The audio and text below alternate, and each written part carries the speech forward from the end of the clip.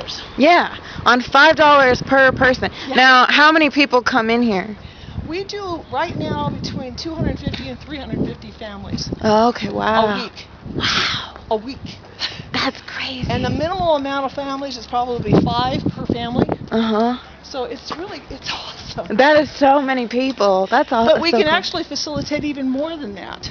Wow. But it takes about 250 man-hours for every time we open up for 3 hours. Wow. So, getting all that moving through, it's hard to do. Yeah, I can imagine. This is how good this sucker is. Look at that. This used to be a how do you call it? Catering truck. And they went out of business.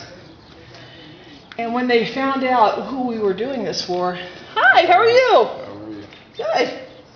And so these rack systems set up on this.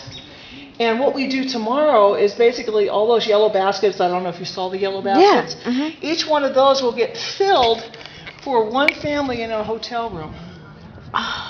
So we facilitate that tomorrow. Wow, that's so cool. That's cool. And we figured measuring this out because it's 24 feet long. Mm-hmm. We measured this out, and each basket, it'll hold up to about 100 families in here. So we can actually take it from one place and load them in here, whether it's a church or someplace else, and they get their own basket. That's awesome. So you have a transport system. Yeah, and so it's not just everything's nailed stationary. down as far as the security and being able to make sure that the food is still good while it's coming to us and while we get it back out to the people. Yeah, makes sense. But it's a lot of work. Yeah. I can't say that it's not. Now, how did you decide? Why did you specifically decide to do this? If you really, really want to know, I do. I love the Lord with all my heart. And when He asked me to do this for Him, I was so blessed and so honored. And I said, yeah, let's do it. He woke me up one morning and he said, my children are hungry. And I woke up and I said, just let's feed them. And with 5 minutes of that dream, my son, my youngest son, that's a Marine right now, and he's serving in Japan. He was working at a truck stop, okay? Mm-hmm, mm-hmm. And at that truck stop, there was a truck that pulled in, and he had 2 pallets of yogurt that was rejected at Walmart. And he says, "Do you know any nonprofits that would like to get yogurt?" He says, "Oh yeah, my mom."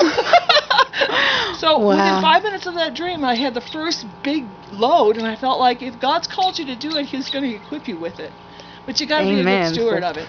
You got to be a good steward of it. Because if you're not a good steward, He's not going to give you more and more and more. But as quickly as we get it in, I love it flowing out. It's like a reservoir that's opened its dike. Yeah. And it's actually feeding all the lower lands, all the deserts, if you will. But when you can demonstrate that to people and be a good steward of their money, that's huge. That's huge. And you only get one chance at that. Yeah. Because you can lose their trust very quickly. Because $5 is very precious to them. Mm-hmm. Absolutely.